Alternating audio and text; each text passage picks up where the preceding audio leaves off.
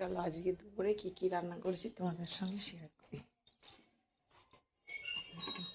ভাত, প্রথমেই আছে ভাত, ধোঁয়া উঠছে, তারপরে আছে